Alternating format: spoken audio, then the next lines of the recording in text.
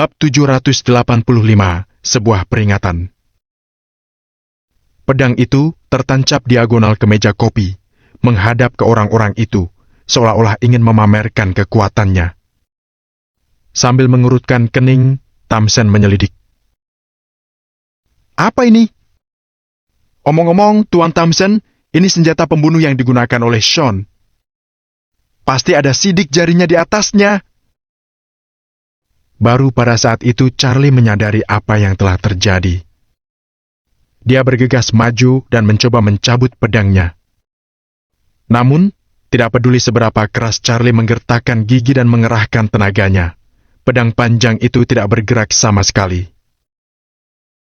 Tunggu! Tamsen mengerutkan kening dan ingin menyentuhnya, tetapi detik berikutnya, dia perlahan berhenti bergerak.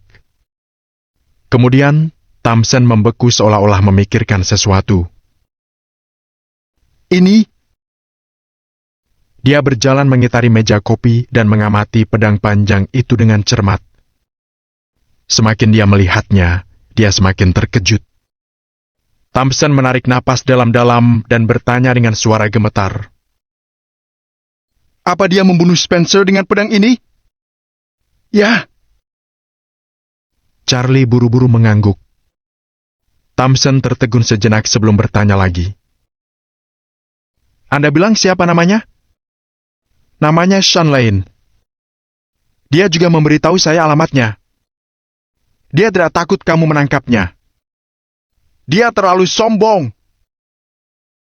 Sekali lagi, Charlie memanas-manasi Tamsen. Namun, Tamsen sama sekali tidak marah. Sebaliknya, dia menjawab dengan lembut. Tentu saja, dia tidak takut. Tuan Tamsen, apa maksud Anda dengan itu? Charlie terkejut mendengarnya. Pedang penjaga hanya akan membunuh mereka yang harus dibunuh. Ini adalah senjata yang bisa membunuh kanselir. Senjata ini memiliki keistimewaan mengeksekusi siapa saja yang menjadi ancaman bagi publik. Putra Anda pantas mati. Tamsen menghela napas panjang. Dia sudah tahu bahwa Spencer pantas dibunuh tanpa mengajukan pertanyaan lagi pada Charlie. Apa? Charlie tercengang dan tiba-tiba merasa pusing. Siapa gerangan yang telah disinggung keluarga Brown? Dia bertanya-tanya. Tamsen terdiam selama beberapa detik dan bertanya lagi. Apalagi yang dia katakan? Dia menyuruh kami untuk keluar dari kota Riverfall. Charlie menjawab dengan suara pelan, tenggelam dalam melamun. Sambil menggeleng, Tamsen bertanya. Lalu, tunggu apa lagi? Jika kalian tidak pergi sekarang, kalian pasti akan mati. Atau kalian menunggu kematian? Charlie tertegun untuk beberapa saat. Tidak bisakah seorang anggota negara bagian Riverland melakukan sesuatu pada Sean? Siapa dia? Apa dia sengaja meninggalkan pedang ini? Renungnya. Tamsen tidak berani menjelaskan terlalu banyak kepada Charlie. Dia hanya meminta orang untuk mengangkat meja kopi dan hendak pergi. Tuan Tamsen, Anda? Panggil Charlie. Pikirannya tampak campur aduk saat itu. Saya tidak berani menyentuh pedang ini. Jadi, saya akan membawa mejanya sekalian. Dengan itu, Tamsen meninggalkan ruang tamu. Charlie benar-benar terperangah dan jatuh ke lantai. Saat itu, dia akhirnya menyadari bahwa Spencer telah lolos begitu lama meski menghancurkan begitu banyak kehidupan gadis muda.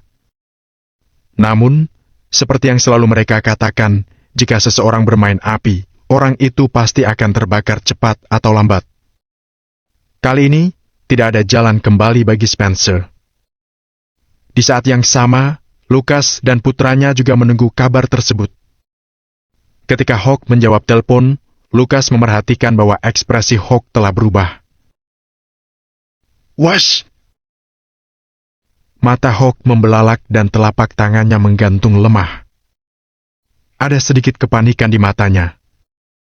Melihat Hawk tidak mengatakan apa-apa, Lucas mengerutkan kening dan bertanya, "Ada apa?" Hawk menarik napas dalam sebelum perlahan menjawab, "Spencer sudah mati." "Apa? Dia sudah mati?" Lucas sangat terkejut sehingga dia berdiri dengan tiba-tiba. "Ya, dia sudah mati."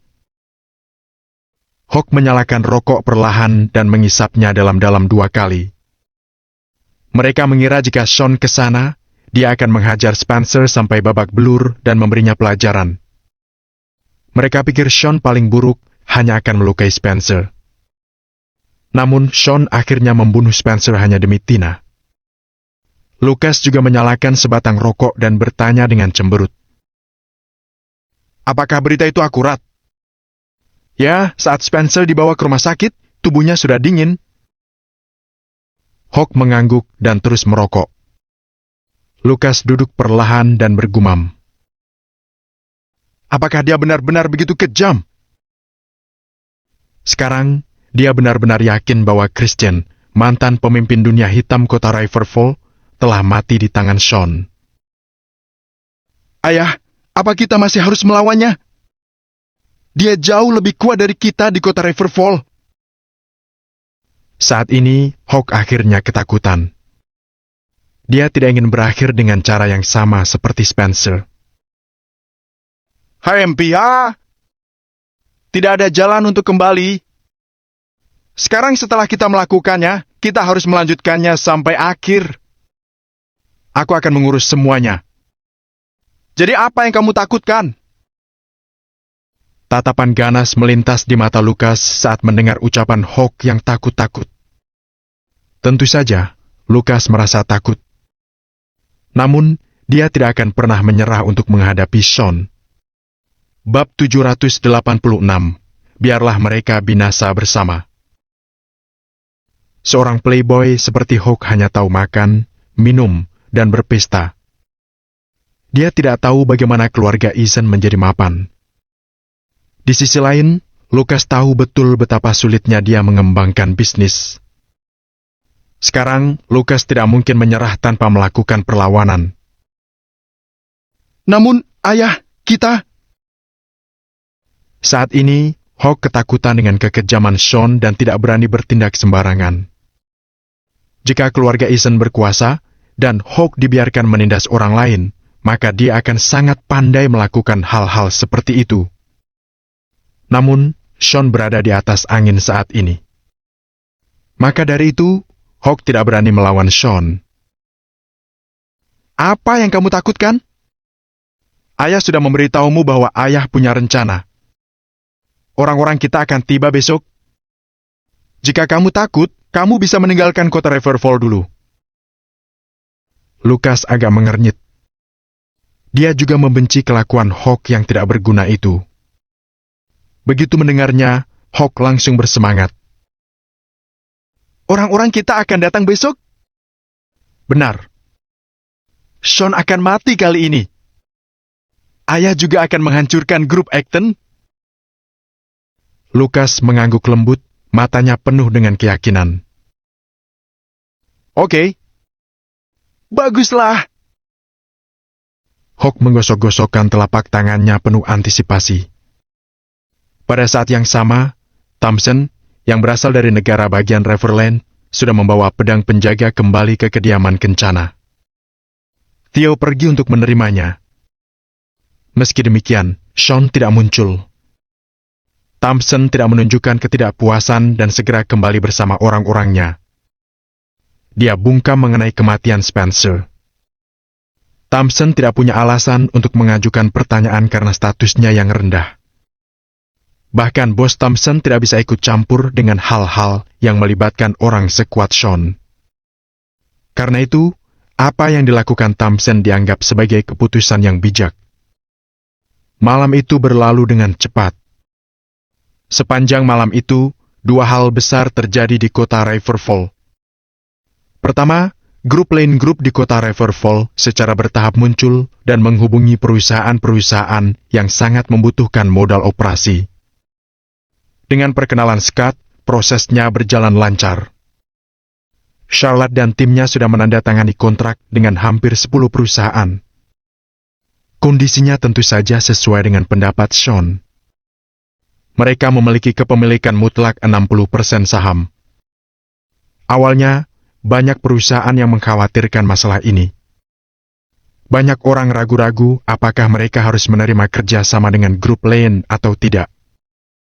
Segera setelah itu, berita insiden keluarga Brown menyebar perlahan.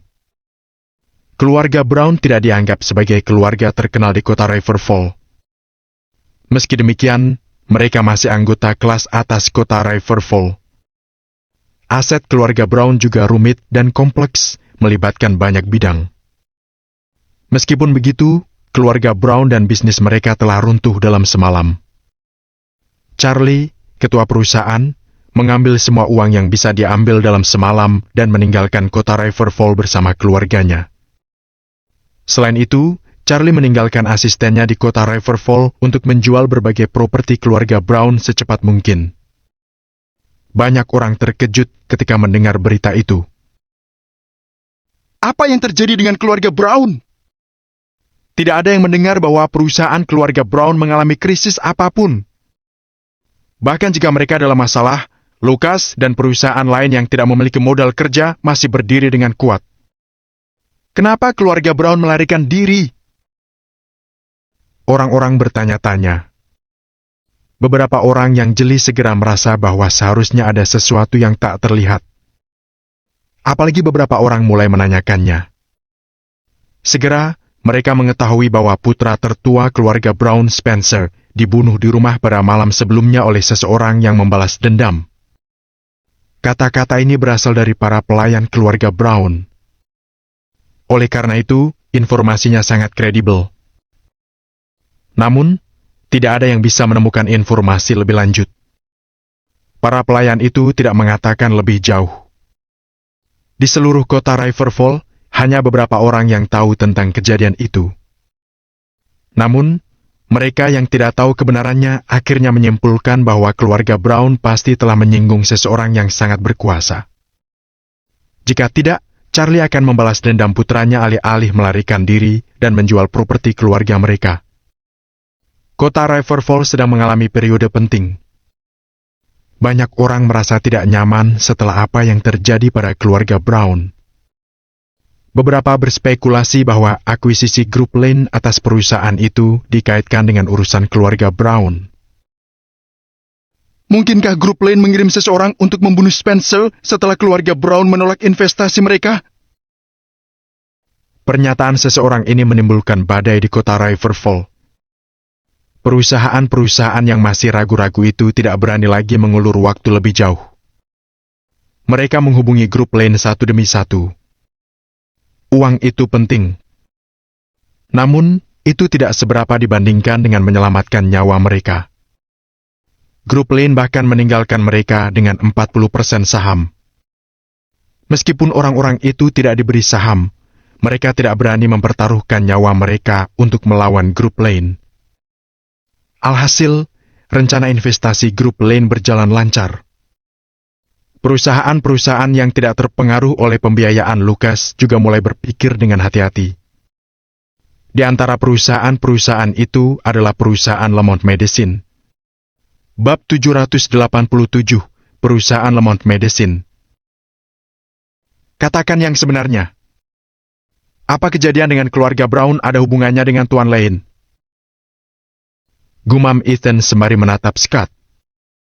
Scott menggeleng sebelum menjelaskan kejadiannya, berkata, "Aku tidak yakin akan hal itu. Namun, setauku Spencer telah mengirim seseorang untuk menculik keponakan Tuan Lane kemarin."